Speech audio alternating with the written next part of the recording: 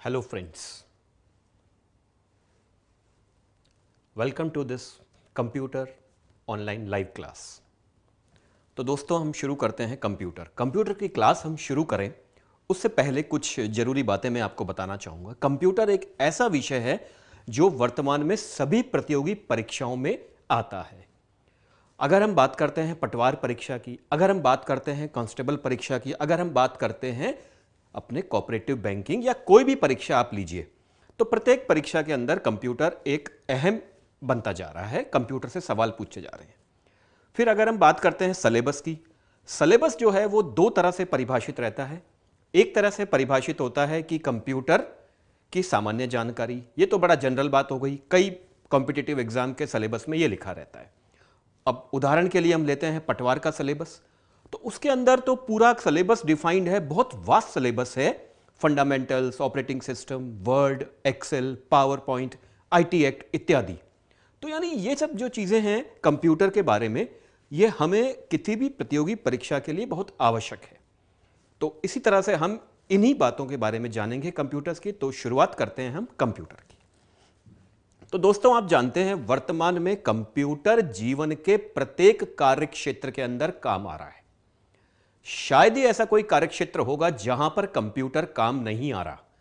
तो ऐसी कंप्यूटर की क्या खास बातें हैं, ऐसे कंप्यूटर के क्या सिद्धांत हैं जिसके कारण कंप्यूटर आज सभी जगह सफल है, कंप्यूटर आज इतना सक्षम है कि हम हर जगह कंप्यूटर का प्रयोग करने पर बाध्य हैं।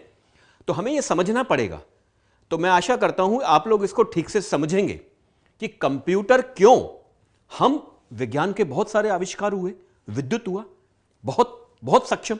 तो इसी प्रकार से कंप्यूटर एक ऐसा आविष्कार है जो इतना सफल हुआ। तो इसके पीछे क्या कारण थे? आज हम सभी को लगता है कि कंप्यूटर इतना सक्षम कैसे हो गया। हर जगह आप देख लीजिए, शायद ही कोई ऐसा कार्यक्षेत्र है, जैसा कि मैंने आपको बताया, जहां पर हम कंप्यूटर का प्रयोग नहीं करते हैं। तो ऐसी कौन सी विशेषताएं हैं? तो हम शुरू करेंगे कंप्यूटर की प्रॉपर्टीज से, हम शुरू करेंगे कंप्यूटर की विशेषताओं से कि ऐसे कंप्यूटर की कौन सी विशेषताएं हैं जिनके कारण आज कंप्यूटर इतना सफल कहलाया, जिनके कारण कंप्यूटर आज इतना सफल हुआ। तो अपन शुरुआत करते हैं सबसे पहले कंप्यूटर की प्रॉपर्टीज से। आपके दिमाग में क्या आता है, कौन कौन सी कंप्यूटर की प्रॉपर्टीज हो सकती हैं, कौन सी कंप्यूटर की ऐसी विशेषताएं हैं जिसके कारण हम कंप्यूटर का प्रयोग करने पर बाध्य हैं? तो शुरुआत करते हैं हम। सबसे पहले हम जानेंगे कंप्यूटर क्यों, या कंप्यूटर की कौन कौन सी ऐसी प्रॉपर्टीज हैं, कंप्यूटर की कौन सी ऐसी विशेषताएं हैं। सबसे पहले हम बात करते हैं स्पीड। स्पीड यानी कंप्यूटर की गति। स्पीड का मतलब होता है कंप्यूटर की गति। हम अक्सर कहते हैं कंप्यूटर बहुत तेज गति से काम करता है, कंप्यूटर बहुत तेज गति से काम करता है। तो यहां पर हमें इन विशेषताओं को साथ साथ समझना भी है। इन विशेषताओं को हमें यहां पर साथ साथ समझना भी है कि जब मैं कह रहा हूं कि कंप्यूटर की पहली विशेषता स्पीड है, कंप्यूटर की पहली विशेषता कंप्यूटर की गति की मैं बात कर रहा हूं, तो गति से मतलब क्या है? अरे भाई मैं कह रहा हूं कंप्यूटर बहुत तेज गति से काम कर रहा है, तेज गति से मतलब क्या है, क्या काम कर रहा है? तो यहां पर हम समझेंगे कि कंप्यूटर जो काम करता है, कंप्यूटर ज्यादातर अपना काम गणनाओं के द्वारा करता है। अर्थात कंप्यूटर बहुत तेजी से गणना कर पाता है। तो यही मतलब है। अर्थात अब मैं कहता हूं कंप्यूटर की वर्तमान गति, यदि हम बात करें कंप्यूटर की वर्तमान गति, हम कह सकते हैं 3 गीगाहर्ट्ज है। अब यहां पर हमें समझना पड़ेगा ये गीगाहर्ट्ज क्या बोला हमने, गति कैसे हो गई? 3 गीगाहर्ट्ज का मतलब क्या है? मतलब कंप्यूटर की वर्तमान गति हमने बताई 3 गीगाहर्ट्ज। तो इसका मतलब क्या हुआ?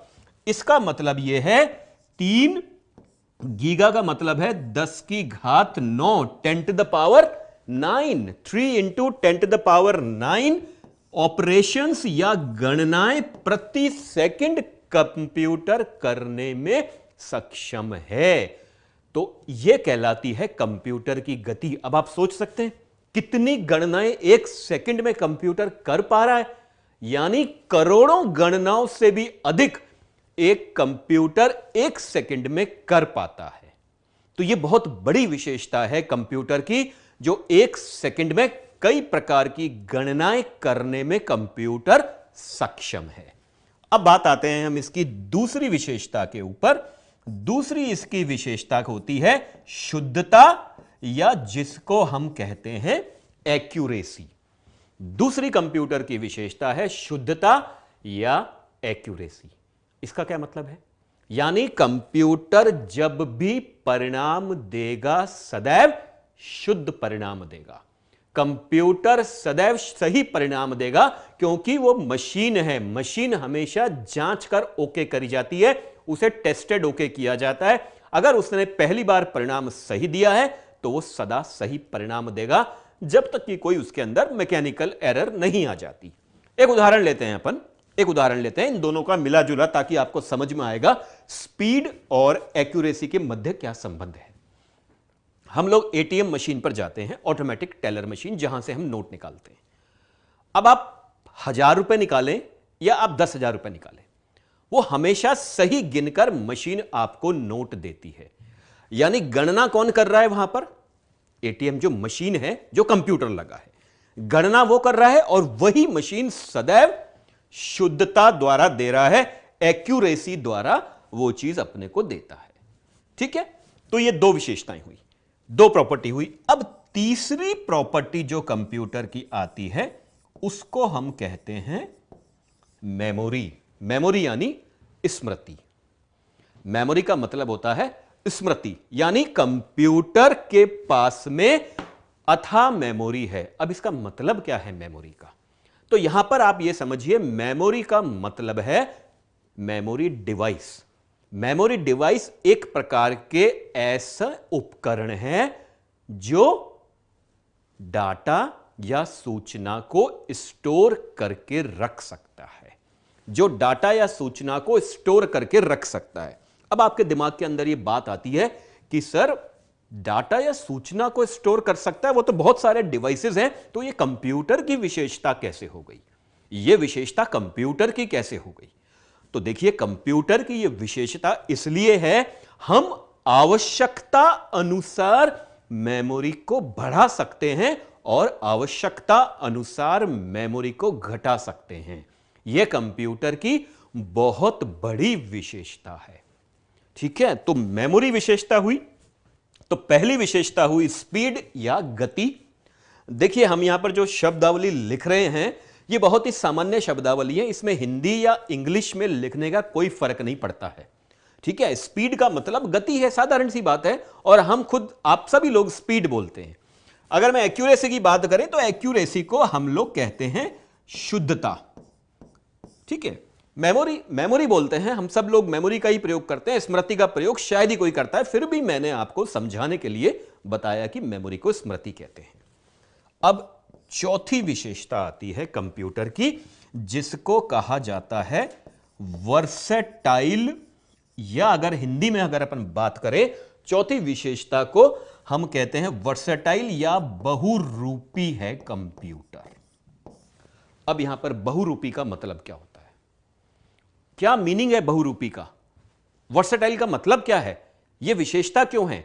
आप यह बात देखिए, हम यहां पर अभी किस चीज का उत्तर ढूंढ रहे हैं? हम यहां पर इस चीज का उत्तर ढूंढ रहे हैं, हम कंप्यूटर का प्रयोग क्यों कर रहे हैं? आज हमें कंप्यूटर का प्रयोग करने के लिए हम बाध्य क्यों हैं? क्यों हम कंप्यूटर का यूज कर रहे हैं? हम इस चीज का उत्तर जानना चाह रहे हैं यहां पर। तो ये चार विशेषताएं मैंने आपको बताई। तो बहुरूपी लिए मतलब क्या है? मतलब कंप्यूटर नाना प्रकार के कार्य कर सकता है। कैसे? कंप्यूटर पर आप टाइपिंग कर सकते हो, गणनाएं कर सकते हो, ग्राफ बना सकते हो, मानचित्र देख सकते हो, गाने सुन सकते हो, फिल्में देख सकते हो, ड्राइंग, पेंटिंग इत्यादि तरह तरह के काम आप कंप्यूटर पर कर सकते हैं। ठीक है, तो यह इसकी चौथी विशेषता है। अब इन चार विशेषताओं के बाद हम चलते हैं कंप्यूटर की सबसे अहम विशेषता और सबसे मुख्य विशेषता जो कहलाती है कंप्यूटर की, जिसको हम कहते हैं लॉजिक अथवा अगर हम हिंदी में कहें तर्क। इसको समझना बहुत जरूरी है। लॉजिक अथवा तर्क का क्या मतलब है, यह पांचवी विशेषता है कंप्यूटर की। इसको समझे। अब आप में से कई लोग ये सोचते हैं, आप लोग में कई लोगों के ये सवाल आते हैं कि साहब कंप्यूटर का स्वयं का कोई लॉजिक नहीं होता, कंप्यूटर का अपना कोई तर्क नहीं होता, तो फिर नहीं। देखिए ऐसा है, कंप्यूटर के पास में लॉजिक होता है। कैसा होता है लॉजिक, इसको अपन समझते हैं। अब देखिए पांचवी विशेषता की मैं बात कर रहा हूं। पांचवी विशेषता मैंने कहा कंप्यूटर की होती है लॉजिक अथवा तर्क। यहां पर मतलब यह है, पहले अपन एक छोटा सा उदाहरण लेते हैं, एक छोटा सा एग्जांपल लेता हूं मैं, जिससे आपको स्पष्ट होगा कंप्यूटर की। मान लीजिए ये दो अंक हमने लिखे, एक अंक हमने लिखा 2 और एक दूसरा अंक हमने लिखा 3। अब आपसे कहा गया है बताइए कौन सा अंक छोटा है, कौन सा अंक बड़ा है। तो कंप्यूटर तुरंत बता देगा कि 2 3 से छोटा है। जो 2 का अंक है वो 3 से छोटा है, अर्थात कंप्यूटर के पास में निर्णय लेने की क्षमता थी, कंप्यूटर के पास में तर्क था, तभी वो बता पाया कंप्यूटर की कौन सा अंक छोटा है, कौन सा अंक बड़ा है। मतलब क्या है इस चीज का, अब आप जरा सोच के बताइए, मानव के अलावा और कौन ऐसा है जो यह बता सकता है कि 2 छोटे बड़े अंकों का भेद कर सके। मानव के अलावा ऐसा कोई नहीं है, वो केवल और केवल कंप्यूटर है जो बता सकता था कि छोटे बड़े का वो भेद कर सकता था। अर्थात कंप्यूटर 2 अंकों की तुलना कर सकता है। तुलना का मतलब ही यहां पर आप लगाइए लॉजिक से। तुलना का मतलब केवल लॉजिक समझिए आप, यानी आज अब कंप्यूटर तुलना कर पा रहा है 2 संख्याओं की, अर्थात कंप्यूटर के पास में तर्क है, कंप्यूटर के पास में बुद्धि है, और उसी बुद्धि का प्रयोग करके कंप्यूटर ने लॉजिक बनाया। इतनी बात आपको समझ में आई। तर्क, यहां पर मेरा कहने का मतलब तर्क का यह है कि कंप्यूटर 2 अंकों की तुलना कर सकता है, अर्थात तुलनात्मक अध्ययन करने की क्षमता ही लॉजिक है। तुलनात्मक अध्ययन करके वो निर्णय ले सकता है। कैसे, एक एग्जांपल लेते हैं। एक एग्जांपल द्वारा आपको बहुत क्लियर हो जाएगा। देखिए इसका एग्जांपल एक लेते हैं। कोई भी एक कॉम्पिटिटिव एग्जाम होता है, कोई भी प्रतियोगी परीक्षा होती है, सैकड़ों विद्यार्थी उस प्रतियोगी परीक्षा में बैठते हैं। हम मान लेते हैं लगभग 1 लाख विद्यार्थी तो आजकल किसी भी प्रतियोगी परीक्षा में बैठते ही हैं। अब उस प्रतियोगी परीक्षा की जब कॉपियां जच के आ जाती हैं, कॉपियां के अंक आ गए, अब उन अंकों के द्वारा वरीयता सूची बनानी है। उन अंकों की वरीयता सूची बनानी है, यानी मेरिट लिस्ट बनानी है। अब 1 लाख अंकों की वरीयता सूची यदि मानव द्वारा बनाई जाए तो क्या आप सोच सकते हैं कितना समय लगेगा? और शुद्धता की अगर बात करें तो कितनी शुद्धता होगी उसमें। तो इसीलिए अब आप सोचिए 1 लाख अंकों की यदि वरीयता सूची कंप्यूटर को दी गई और कंप्यूटर द्वारा बनाई जाती है तो वो चंद सेकंडों में पूरी शुद्धता, पूरी एक्यूरेसी के साथ बना देता है। अब वो कैसे बना रहा है? यानी वो अंकों की तुलना कर रहा है, अंकों की तुलना कर रहा है, यानी तुलनात्मक अध्ययन कर रहा है, यानी उसके पास तर्क था। तुलना करके ही उसने बताया फर्स्ट कौन सा है, सेकंड कौन सा है, थर्ड कौन सा है। ठीक है। अब यहां पर एक बात आती है कि साहब कंप्यूटर के पास में अपना दिमाग तो होता ही नहीं, तो फिर वो तर्क का इस्तेमाल कैसे कर पाता है? ये बहुत बड़ा सवाल है।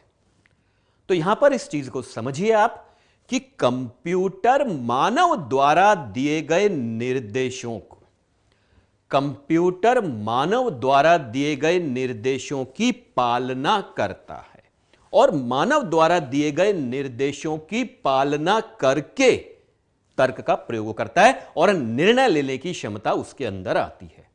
तो अब आप देखिए, मैंने आपको बताया कुल 5 प्रकार की कंप्यूटर की विशेषताएं मैंने आपको बताई। दोबारा एक बार हम देख लेते हैं जो 5 विशेषताएं आपको बताई गई। पहली स्पीड, दूसरी एक्यूरेसी, तीसरी मेमोरी, चौथी वर्सेटाइल है, 5वां इसके पास लॉजिक है। ठीक है। अब पांचवी लॉजिक की हमने बात करी। अब यहां पर एक छोटे से बात हम लिखते हैं, एक नोट, बहुत आवश्यक बात है। अब यहां पर हम बात करते हैं कि कंप्यूटर के पास स्वयं की सोच नहीं होती, यानी कंप्यूटर स्वयं से सोच नहीं सकता। Computer can not think by itself.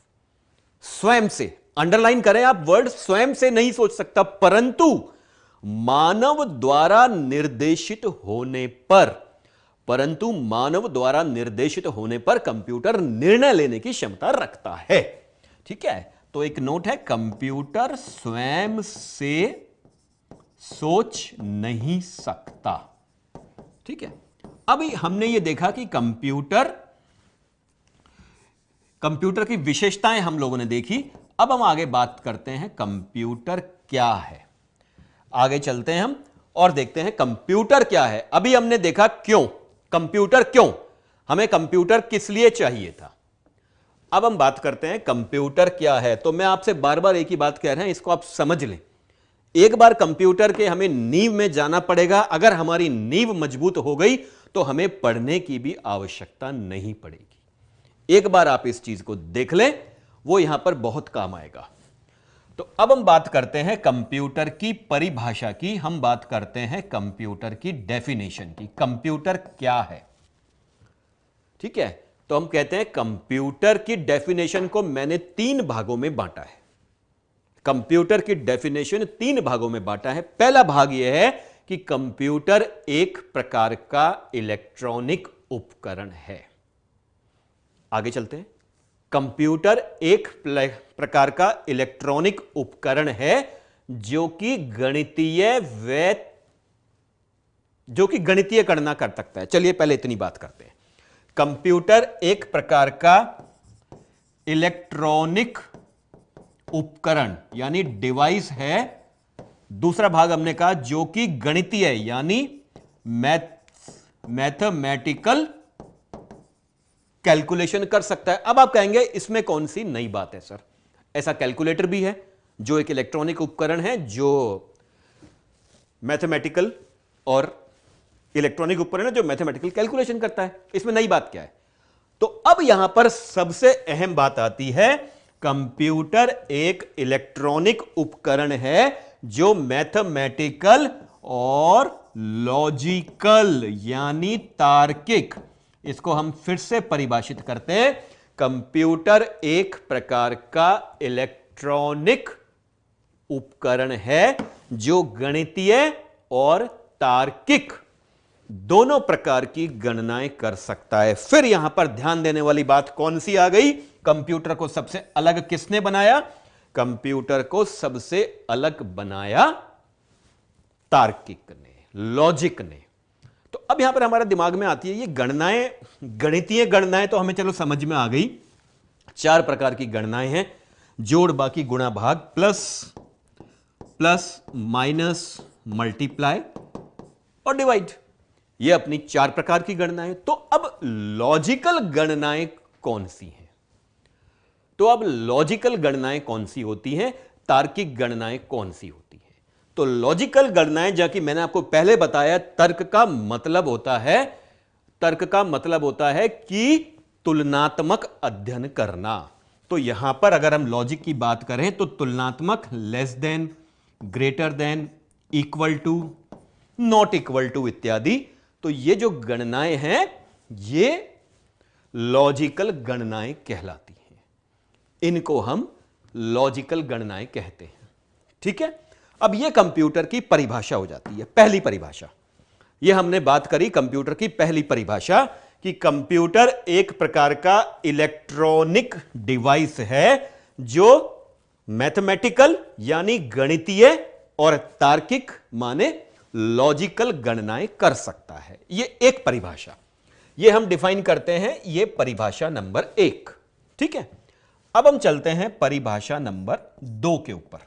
परिभाषा नंबर 2 क्या कहती है, हां बहुत महत्वपूर्ण परिभाषा है, इसको समझना अति आवश्यक है।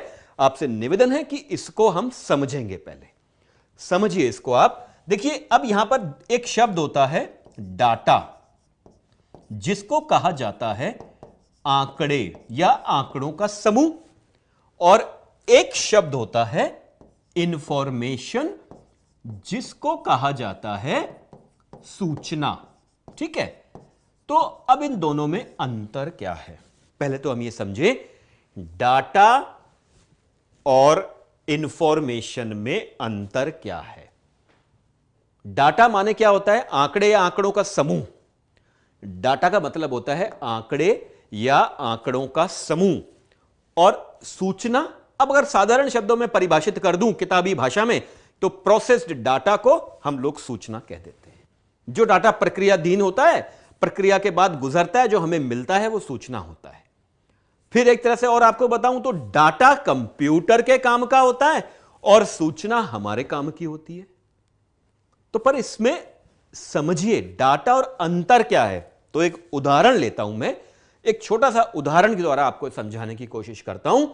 एक उदाहरण लेते हैं हम, जैसे हम सभी के घरों में बिजली के मीटर लगे रहते हैं। ठीक है, अब उस मीटर की रीडिंग लेने के लिए मीटर रीडर आता है, महीने 2 महीने में वो रीडिंग रखकर ले जाता है। अब अगर आप उसकी जो डायरी है जिसमें उसने रीडिंग लिखी है उसको आप देखोगे तो हमें कुछ समझ नहीं आएगा। क्यों? कारण उसमें खाली रीडिंग भरी है, वो आंकड़ों से भरा हुआ है। परंतु फिर वही व्यक्ति जब उन रीडिंग या आंकड़ों को लेकर दफ्तर पहुंचता है, ऑफिस पहुंचता है और वहां जाकर कंप्यूटर ऑपरेटर या असिस्टेंट को देता है, और जब वो उस रीडिंग को कंप्यूटर में डालता है तो वहां पर क्या प्रिंट होगा? बिल। जो इलेक्ट्रिसिटी बिजली का बिल है, तो वो बिल हमारे लिए सूचना है। हमें यह मतलब नहीं है आंकड़े क्या हैं, हमें मतलब क्या है? बिल कितना है, कितनी टोटल रीडिंग आई है, वो बिल में आता है, उसमें तो संख्यात्मक आती है। ठीक है, तो यहां पर मैं अब दूसरी बात परिभाषित करूंगा कंप्यूटर को।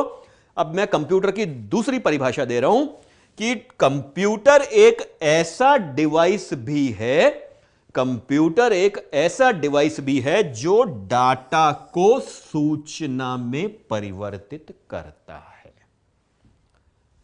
ठीक है, कंप्यूटर एक ऐसा डिवाइस भी है जो डाटा को सूचना में परिवर्तित करता है। ओके, और इस प्रक्रिया को देखिए, ये बहुत महत्वपूर्ण सवाल है। इस प्रक्रिया को हम कहते हैं डाटा प्रोसेसिंग। ये जो प्रक्रिया है ये अपनी कहलाती है डाटा प्रोसेसिंग। इसको कहा जाता है डाटा प्रोसेसिंग। अब चूंकि ये कंप्यूटर के माध्यम से हो रही है, चूंकि ये डाटा प्रोसेसिंग की जो प्रक्रिया है ये कंप्यूटर के माध्यम से हो रही है, इसलिए इसको कहा जाता है इलेक्ट्रॉनिक डाटा प्रोसेसिंग, या पूरा नाम है ईडीपी। अब यह सवाल कई बार आ चुका, ईडीपी क्या है, ईडीपी का पूरा नाम क्या है?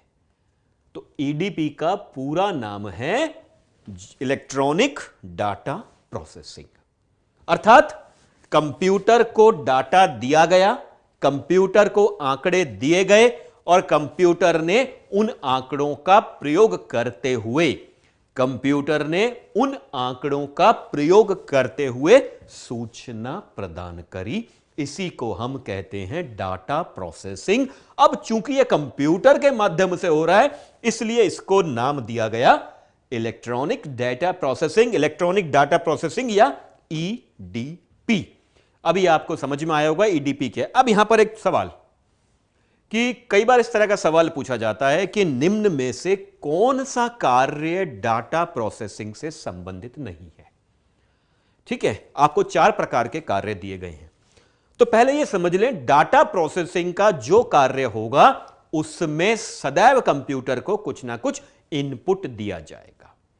ठीक है, डाटा प्रोसेसिंग से संबंधित जो भी काम होगा उसमें कंप्यूटर को कुछ ना कुछ इनपुट दिया जाएगा। तो मैं आपसे सवाल पूछता हूं, एक सवाल करते हैं अपन। तो डाटा प्रोसेसिंग से संबंधित निम्न में से कौन सा कार्य नहीं है? पहला, परीक्षा परिणाम संबंधी।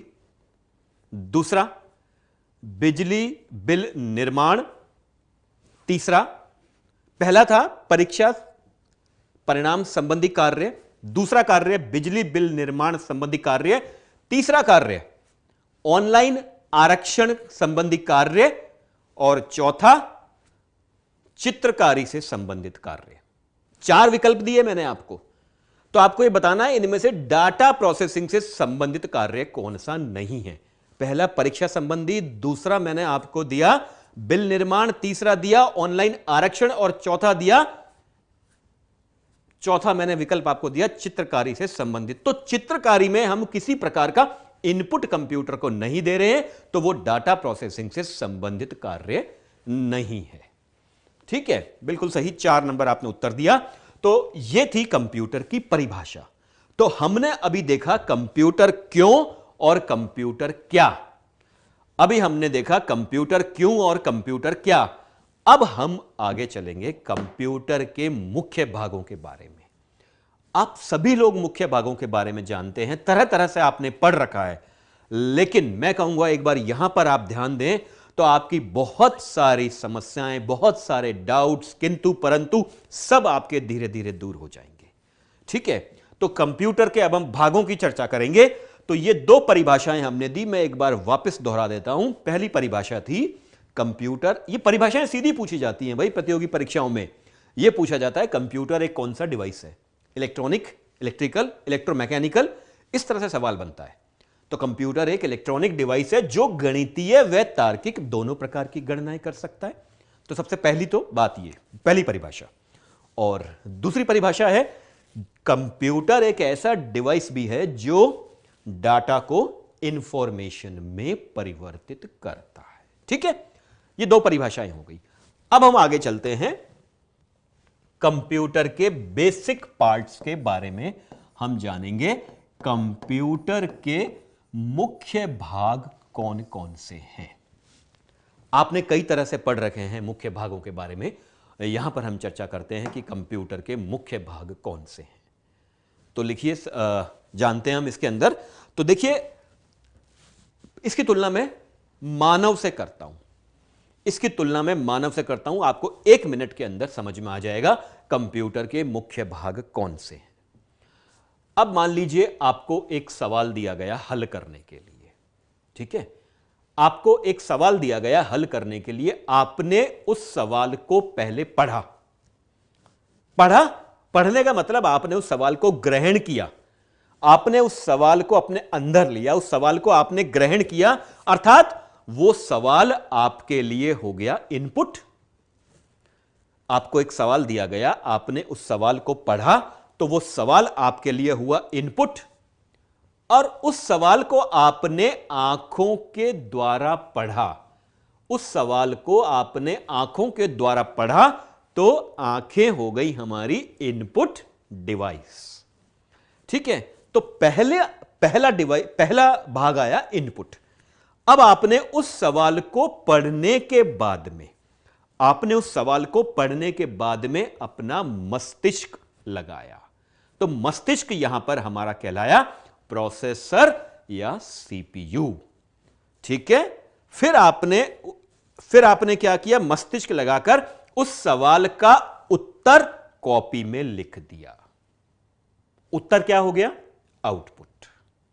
उत्तर हुआ आउटपुट, और आपने आउटपुट अपने हाथों के जरिए लिखा। आपने जो आउटपुट लिखा, हाथों द्वारा लिखा, तो हाथ हो गए हमारे इनपुट डिवाइस। तो यहां पर 3 भाग हमने देखे, इनपुट, सीपीयू और आउटपुट। ठीक है, इनपुट, सीपीयू, आउटपुट। अब मान लीजिए वो सवाल गणित से संबंधित था, तो उसके सूत्र, उसके फॉर्मूला आपको याददाश्त में होना चाहिए था, आपको कंठस्थ होना चाहिए था, आपको याद होना चाहिए था। तभी आप हल कर पाएंगे, तभी आप आउटपुट दे पाएंगे, है ना, तभी आप आउटपुट दे पाएंगे।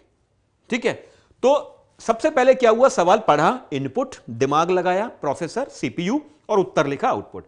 अब वो सवाल हमारे याददाश्त में था, अर्थात चौथा भाग आया मेमोरी। चौथा भाग हो गया मेमोरी। तो कितने भाग हुए, कुल मिलाकर कंप्यूटर के केवल और केवल 4 भाग होते हैं, इनपुट, प्रोसेस या सीपीयू, आउटपुट और मेमोरी। इसके अलावा कंप्यूटर का कोई भाग नहीं होता, केवल और केवल कंप्यूटर के 4 भाग होते हैं। ठीक है, बाकी जो होते हैं वो कंप्यूटर के उदाहरण होंगे भागों के। तो अब हम देखते हैं कि कंप्यूटर के इन भाग, ये जो चारों भाग, आशा है आपको समझ में आ गए होंगे कंप्यूटर के जितने भी भाग हमने बताए। अब कंप्यूटर के ये चारों भाग आपस में किस प्रकार से जुड़े हुए हैं, हमें यह देखना है कि ये कंप्यूटर के जो चारों भाग हैं वो किस प्रकार से आपस में जुड़े हुए हैं।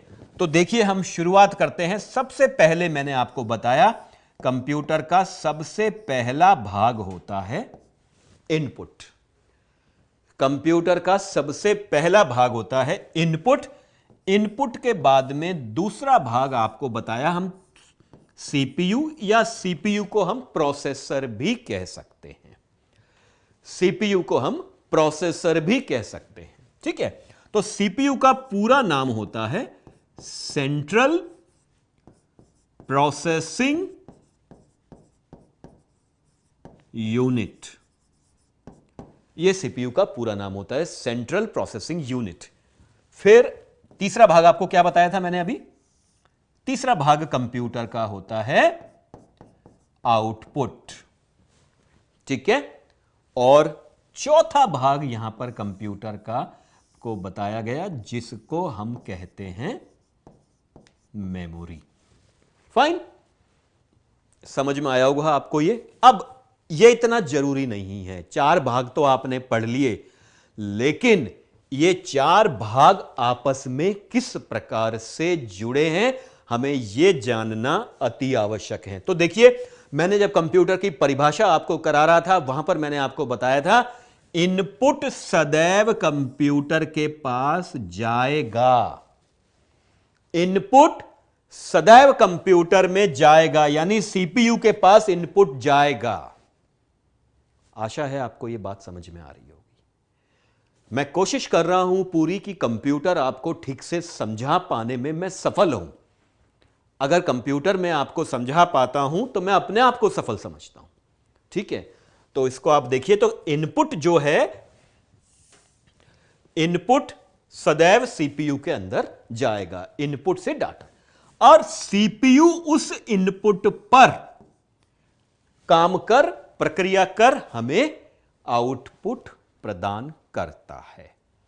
ठीक है, तो यहां पे आउटपुट। अब मेमोरी को देखिए, देखिए सीपीयू सदैव इनपुट की अगर हम बात करें तो इनपुट जो है वो सदैव जाएगा और आउटपुट सदैव मिलेगा।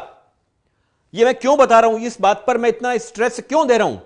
क्योंकि सीधा सवाल पूछा जाता है इनपुट आउटपुट में कौन सा डिवाइस है, ये इनपुट है या आउटपुट है।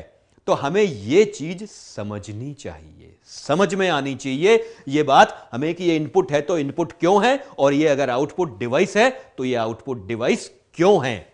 ठीक है, तो अब हमने इनपुट सदैव जाएगा, इनपुट से डाटा सदैव सीपीयू के पास जाएगा और सीपीयू से सदैव डाटा आउटपुट यानी हमें मिलेगा। आउटपुट जो होता है वो सिर्फ डायरेक्ट हमें मिलता है। ठीक है, अब मेमोरी के एरो देखिए आप, मेमोरी के एरो आप देखेंगे, मेमोरी से डाटा मेमोरी में जाता भी है और मेमोरी से डाटा आता भी है। यह बहुत महत्वपूर्ण बात है, इस पर कई बार प्रश्न आ चुका है कि मेमोरी इनपुट आउटपुट दोनों की तरह काम कर रही है। जो मेमोरी है अपनी वो इनपुट आउटपुट दोनों की तरह काम करती है। एक छोटा सा उदाहरण ले लेते हैं, बिल्कुल आपके क्लियर हो जाएगा कैसे इनपुट आउटपुट। मोबाइल फोन के अंदर सबके मेमोरी कार्ड है। आप लोग मोबाइल फोन से एक पिक्चर क्लिक करते हैं, ठीक है, तो जब आप पिक्चर क्लिक किया तो वो पिक्चर आपकी कहां पर गई?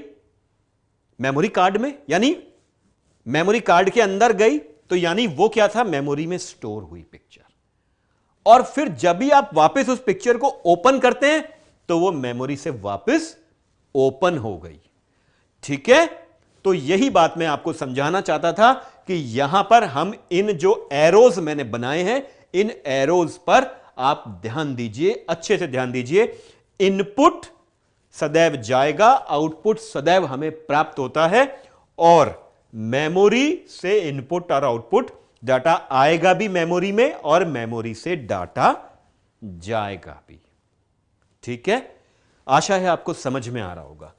अब हम क्या करने वाले हैं, इसमें हम एक एक करके सभी डिवाइसेस को पढ़ेंगे, हम एक एक करके सभी डिवाइसेस को समझेंगे कि इसके अंदर कौन कौन से डिवाइस हैं। अभी तक तो हमने देख लिया कुल मिलाकर चार पार्ट है, ठीक है ना, कुल मिलाकर 4 पार्ट हैं। तो अपन आगे बढ़ते हैं। अभी थोड़ा सा मैं आपको बताता हूं कि चारों भाग के अंदर मुख्य डिवाइसेस कौन कौन से हैं, चारों भाग के अंदर मुख्य डिवाइसेस कौन कौन से हैं। देखिए, आप लोगों को ये पीडीएफ मिलेगा और उसके अंदर ऐसा है कि ये सब कुछ लिखा रहेगा, हिंदी या अंग्रेजी का कोई मुख्य फर्क नहीं पड़ने वाला है, क्योंकि हम पढ़ सकते हैं इनपुट, आउटपुट, सीपीयू, ये तो साधारण शब्द हैं बिल्कुल। आप जो अभी टाइप कर रहे हो वो भी तो आप इंग्लिश में टाइप कर रहे हो ना, उसको पढ़ पा रहे हो, ऐसा ही यहीं पर लिखा है, ऐसी कोई खास इसमें अंतर नहीं पड़ने वाला अपने। ठीक है, चलिए आगे चलते हैं। अब यहां पर मैं एक छोटी सी टेबल बनाने की कोशिश करता हूं, जिसके अंदर मैं एक बार कुछ आपको ब्यौरा दूंगा, इनपुट डिवाइस कौन से हैं, आउटपुट कौन से होते हैं, फिर हम उनको एक एक करके लेंगे। इनपुट, यहां पर हम लिख रहे हैं इनपुट डिवाइसेस, और यहां पर मैं ले रहा हूं एक बार आउटपुट डिवाइसेस, और इनको हम एक एक करके देखते हैं। तो देखिए, इनपुट डिवाइस कौन सा होता है, इनपुट डिवाइस के उदाहरण लिखता हूं मैं यहां पर, और इनको हम विस्तृत रूप में भी पढ़ेंगे। कीबोर्ड पहला इनपुट का उदाहरण, दूसरा कोई बताएगा इनपुट का उदाहरण कौन सा होता है? एक कीबोर्ड हो गया, और दूसरा उदाहरण इनपुट का कौन सा होता है? दूसरा आता है हमारे पास माउस, माउस के बाद में स्कैनर, स्कैनर के बाद में जॉयस्टिक, यानी इस तरह से हमारे पास कई तरह के जॉयस्टिक, जॉयस्टिक, इसके बाद में MICR, BCR, OCR, light pen इत्यादि, ये सभी हम एक एक करके पढ़ेंगे। इतने सारे इनपुट डिवाइसेस आपने देखे हैं, ये सभी इनपुट डिवाइसेस हम एक एक करके देखेंगे। कीबोर्ड की क्या खासियत है, माउस की क्या खासियत है, स्कैनर की क्या खासियत है, तो ये चीजें हम जो आपको आसानी से समझ में आएगी। मैं एक बार दोबारा लिख देता हूं यहां पे ताकि स्पष्ट हो जाए। माउस, स्कैनर, जॉयस्टिक इत्यादि। चलिए अब हम आगे चलते हैं आउटपुट डिवाइसेस के ऊपर। आउटपुट डिवाइसेस बहुत कम है। जैसे हम बात करते हैं प्रिंटर की, अब प्रिंटर कितनी तरह के हैं, कौन से प्रिंटर हैं, कौन सा प्रिंटर हमें प्रयोग करना चाहिए। एक बात और मैं यहां पर आपको बताना चाहूंगा कि हम लोग जो ये कंप्यूटर पढ़ रहे हैं, ये परीक्षाओं की दृष्टि से तो महत्वपूर्ण है ही, साथ साथ हमारे रोजमर्रा के काम में आने वाली चीजें हैं। इसके अंदर हम कई ऐसी चीजें जान जाएंगे जो हमारी डेली नीड्स की चीज हैं कंप्यूटर के अंदर, तो वो आवश्यक है। जैसे आजकल बारकोड रीडर है, आप किसी भी शोरूम में जाते हैं, किसी भी दुकान पे जाते हैं, बारकोड रीडर का प्रयोग हो रहा है। आप लोग प्रिंटर खरीदना चाहते हैं, कैसा प्रिंटर लेना है, क्या स्पेसिफिकेशन है, इत्यादि इत्यादि, तो ये सारी चीजें हम जानेंगे। ठीक है, प्रिंटर, प्रिंटर के बाद में सबसे जरूरी मॉनिटर। तो ये दो तो बहुत ही महत्वपूर्ण डिवाइसेस हैं, एक है प्रिंटर और एक है मॉनिटर। ठीक है, अब इसके बाद में 2-3 महत्वपूर्ण डिवाइसेस और आते हैं। एक होता है प्लॉटर, एक होता है प्लॉटर, फिर अगर हम बात करें एक और आउटपुट डिवाइस की, स्पीकर और प्रोजेक्टर। ये LCD प्रोजेक्टर हम इसमें ले सकते हैं। तो ये कुल मिला के 5 मुख्य, बिल्कुल ये हम करेंगे सारा प्रिंटर के अंदर जो आप लिख रहे हैं, लेजर प्रिंटर, ये प्रिंटर, बहुत अलग क्लासिफिकेशंस हैं प्रिंटर के। आपके सारे डाउट्स बिल्कुल दूर हो जाएंगे इसके अंदर, क्योंकि मैं चाहता हूं कंप्यूटर आपको बड़े अच्छे से समझ में आ जाए। ठीक है, अगला तो ये तो था इनपुट और आउटपुट के बारे में कि इनपुट डिवाइसेस कौन से हैं, आउटपुट डिवाइसेस कौन से हैं। फिर उसके बाद एक और हमारे पास महत्वपूर्ण उपकरण है मेमोरी। मेमोरी के अंदर हम क्या क्या करने वाले हैं, मेमोरी के अंदर हम प्राइमरी मेमोरी में कौन कौन सी मेमोरीज हैं, सेकेंडरी मेमोरी में कौन कौन सी सेकेंडरी मेमोरीज हैं और कितने प्रकार की मेमोरी अपन प्रयोग में ला रहे हैं, वो सब चीजें हम इसमें एक एक करके देखेंगे। और फिर सीपीयू की अगर हम बात करें, वर्तमान में हम कौन सा प्रोसेसर प्रयोग में ले रहे हैं, वर्तमान में सीपीयू कौन सा है, सीपीयू की स्पीड क्या है, सीपीयू स्पीड में अब सीपीयू के कितने भाग हैं, और पहली बात तो यह कि सीपीयू क्या है, कहां पर है। काफी सारे लोगों को कंफ्यूजन है। मैं आपके लिए एक छोटा सा सवाल छोड़ता हूं आज, आप उसको ढूंढिएगा। हम लोग अक्सर क्या करते हैं, एक छोटा सा सेटअप होता है कंप्यूटर का। अगर हम इस तरह से देखें, ये अपना मॉनिटर है, यहां पर हमारा कीबोर्ड रहता है और ये जो बॉक्स रहता है, ठीक है, और ये माउस मान लीजिए, ठीक है। इस बॉक्स को अक्सर सीपीयू कहा जाता है। आप सभी लोग सीपीयू कहते हैं, इवन एक लेमन लैंग्वेज में, एक आम भाषा में उसको हम भी सीपीयू बोलते हैं। परंतु ये सोचिएगा आप, क्या ये सीपीयू है, क्या ये सीपीयू है? देखिए, अब ये एक सोचने की बात है या कैबिनेट है, इतना आप सोचिए कि ये सीपीयू है या कैबिनेट है। ठीक है, तो आज हमने जो बातें करी, एक बार हम फिर से इस बार फास्ट रिकैप कर लेते हैं। हमने जो जो किया, यहां पर सबसे पहले हमने जो शुरुआत करी थी, कंप्यूटर क्यों, ये 5 विशेषताएं आपको बताई थी, speed, accuracy, memory, versatile, logic और तर्क।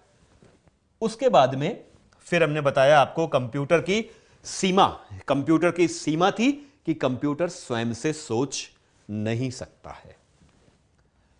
उसके बाद में हमने देखा कंप्यूटर की 2 परिभाषाएं देखी, इलेक्ट्रॉनिक डिवाइस है जो गणितीय और तार्किक इकाई गणनाएं कर सकता है और डाटा को सूचना में परिवर्तित करता है, इसलिए इसको ईडीपी कहते हैं, इलेक्ट्रॉनिक डाटा प्रोसेसिंग प्रक्रिया होती है। फिर हमने देखे कंप्यूटर के मुख्य भाग कौन कौन से हैं, इनपुट, सीपीयू, आउटपुट और मेमोरी। और सबसे आखिर में देखिए कौन कौन से पार्ट्स हम पढ़ने वाले हैं, अभी कंप्यूटर के कौन कौन से पार्ट्स पढ़ने वाले हैं। तो ये हमने आज देखा। अब इन्हीं पार्ट्स को हम विस्तृत रूप में अपनी अगली क्लास में पढ़ेंगे। आशा है आपको समझ में आया होगा ये सब चीजें जो हमने पढ़ाई। Thank you for being connected. Thank you.